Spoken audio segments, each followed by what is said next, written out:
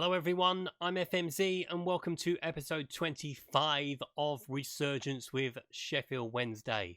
Today we round up the end of the championship season, so that's season 2, and we look forward to what's to come. What is going to happen?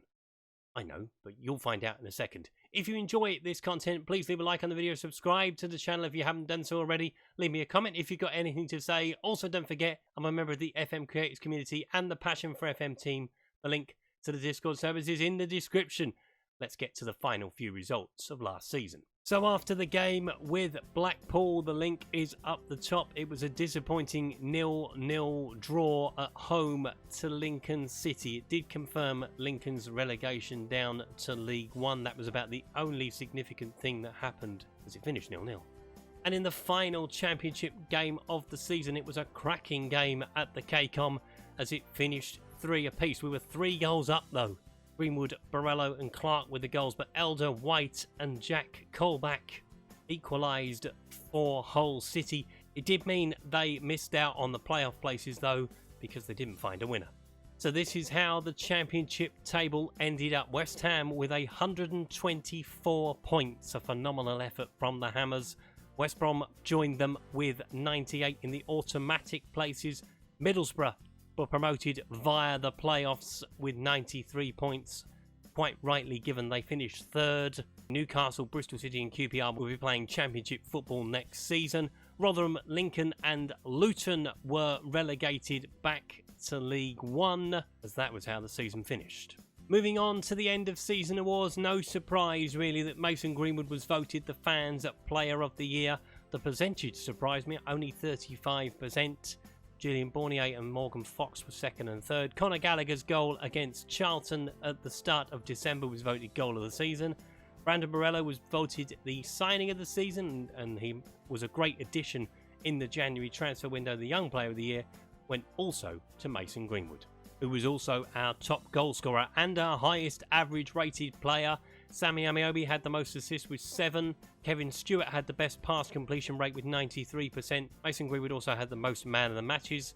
Most yellow cards went to Massimo Lorongo and David Kamara. The red cards, we had 5 in total through the season, as our disciplinary record is in tatters.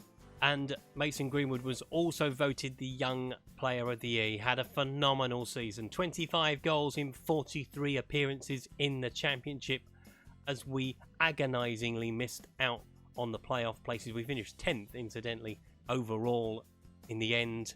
But that's enough about last season and what's happened with the players. What's happened with me?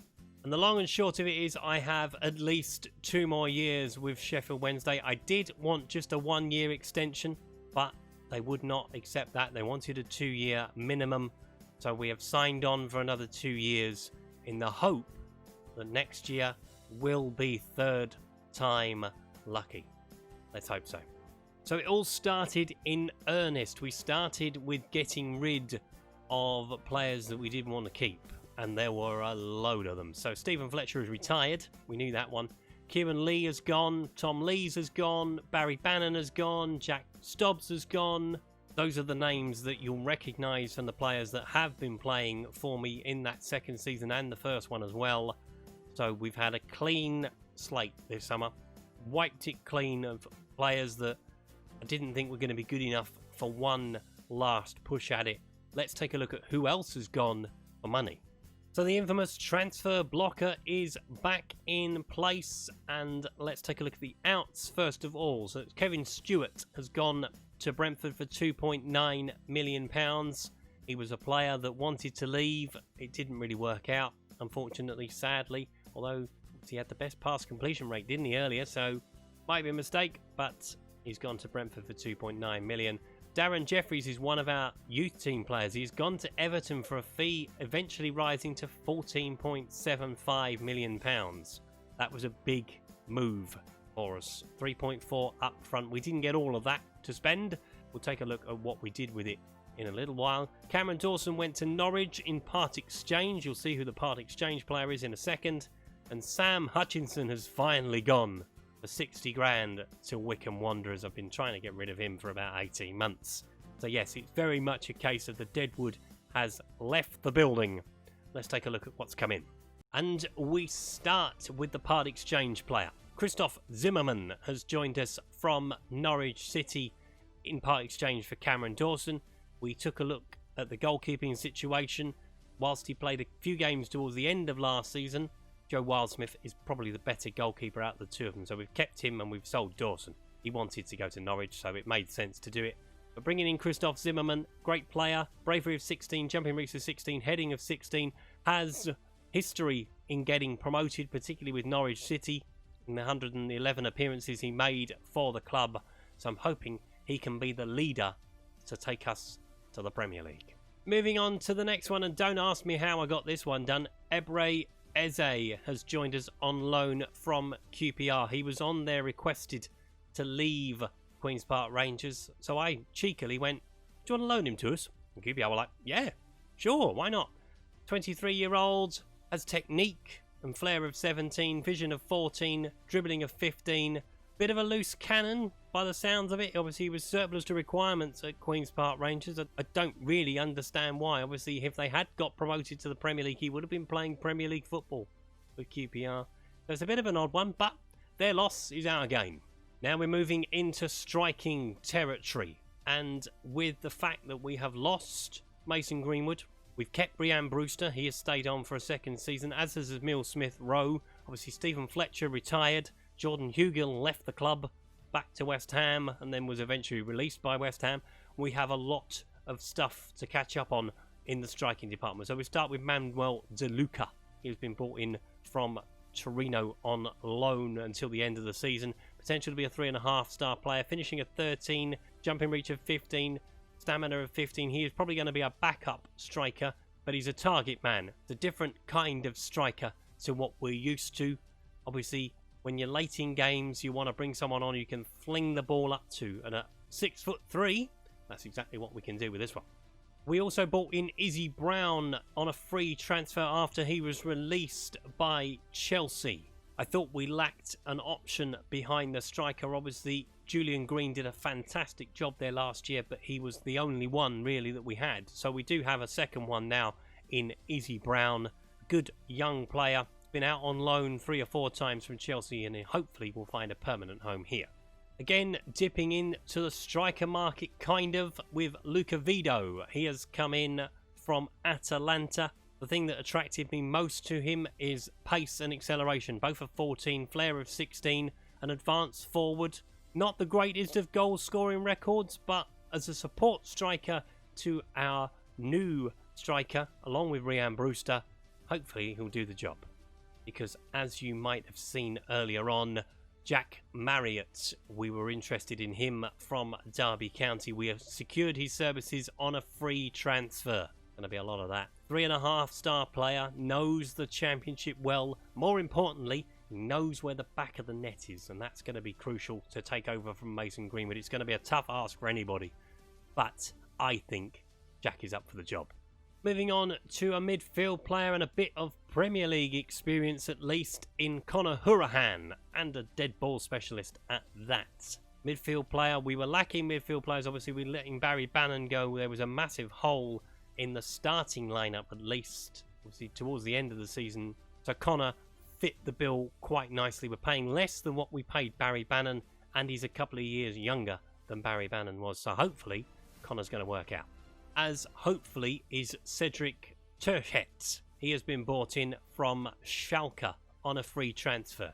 Another striker, I know, but a different kind of striker. All about the pace is this one. Acceleration of 16, pace of 15, finishing of 14. Again, not the greatest of goal scoring records, but about 1 in 3 for him so far in his career. Only 24 years of age, so there is development to be had from him, and hopefully Cedric will do the job. Now, with loaning Brian Brewster from Liverpool, we went back to our affiliate club for Curtis Jones to bring him in on loan. We're not paying anything to Liverpool for that privilege, so thank you to them for that. 3.5-star player, potential to be a 5-star player with Emile Smith-Rowe out on that left-hand side as well. That's a very exciting position we've got this season, if it all works out for Curtis, and I hope it does.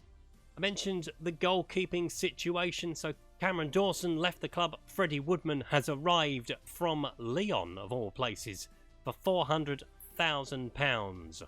It was an investment worth taking. He will be the backup goalkeeper to Sportello. He may well overtake him in that fact. He started his career with Newcastle, has made 100 appearances thus far in his young fledgling career.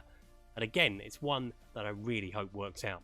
Moving on to a player that I have coveted on Football Manager for a very, very long time and have never quite been at the right club to bring him in. And that is Josh Brownhill, who was at Burnley. He was out on loan in Turkey last year. He has joined us on loan till the end of the season. We are paying £76,000 a month for him because there's not enough in the wage budget to pay his wages what they wanted to do. But I think it could be a shrewd investment. He's a dynamic little footballer. I love watching Bristol City play with him in this side, and I think he's going to make us tick in midfield, and that is certainly my expectation. We went back into the free transfer market for James Bree. He has joined us from Aston Villa on a free transfer. A bit of a backup player, if I'm brutally honest with you. At right back, it's a calculated risk, this one. Bringing him in, it won't do us any harm to have him there for the season. He probably won't get too unhappy if he's not playing, so he might just be here just to collect his wages, but hopefully, if he's needed, he will be worth it.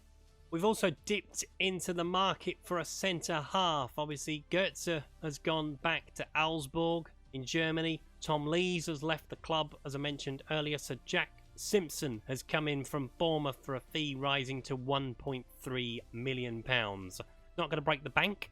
And he's a good young player who has the potential to grow. That was the key thing in bringing this one in. Has the potential to be a 4-star player. We have signed one more, incidentally. Let's take a look at who that was. And our final signing for this season is Matt Clark. He has joined us from Brighton on loan until the end of the season. A good quality centre-half, potential to be a 4-star player. Wasn't required by Brighton, so we took a punt, and hopefully, again, that punt will work out. So here is the squad in full. I mentioned bringing back Brewster, and I mentioned bringing back Smith Rowe. I didn't mention Conor Gallagher. Sorry, Conor. So he is back for another season after having a spectacular second half to the season. I'm sure you'll agree with that statement. So we're not overweighted with strikers, I don't think. Obviously, a couple of those can play in wide positions. It is a bit of a gamble not having Mason Greenwood back. But Manchester United would not let him go for love nor money, given how well he played for us last year. I am not surprised they want to play him in the first team this year. So good luck to him, and hopefully good luck to us. But there is reason to be optimistic this year, folks. We are 5th favourites to be promoted to the Premier League, behind the likes of Norwich, Newcastle, Crystal Palace and Leeds United. We're even in front of Brentford, which, given how well they ran away with the title the last time they were promoted to the top flight, gives me great cause for optimism. The Cardiff are back in the Championship, Derby are back in the Championship, Preston are back in the Championship. So it's a very open field this year. It's going to be any one of the clutcher sides you can see in front of you. Hopefully, the cream, i.e. us, are hopefully going to rise to the top. But we will only know in the fullness of time. And that is the beauty with football. You can look at all the statistics at the start of the season. It is only once the ball starts turning on the opening day do you know exactly how it's going to go. And as I've said, we have reason to be optimistic. I think up to now with the squad, I think this is our best squad. I don't think this can be any better. Yes, we would have loved to have Mason Greenwood back. After the season he had for us, it was never going to happen. You know, he was brilliant last year. Ryan Brewster's definitely going to have to step up, but there won't be any settling in period for him this time. Obviously, with the amount of players we've brought in, it is a bit of a gamble again from me. But with the amount we let go, it was kind of, we had to fill out the squad a little bit. And a couple of those players are doing that. The rest of them are going to be up in the battle. And yeah, you know, I've said a lot during that video. I hope it works out. And I do really hope it works out. This is one last go at it to get promoted to the Premier League.